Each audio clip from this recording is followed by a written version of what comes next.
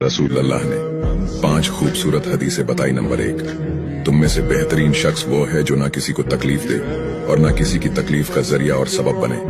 Number 2, जो शख्स दिन में 10 मरतबा सूरतुल इखलास पढ़ेगा यानी कुल हु वल्लाहु अहद, ये पूरी सूरत पढ़ेगा, अल्लाह ताला जन्नत में उसके लिए महल बना देंगे। नंबर 3, जो शख्स हर फर्ज नमाज के बाद 1 मरतबा आयतुल कुर्सी पढ़ने का मामूल बनाएगा तो उसके और जन्नत के दरमियान सिर्फ मौत का फासला होगा, यानी वो शख्स मरते ही सीधा जन्नत में जाएगा।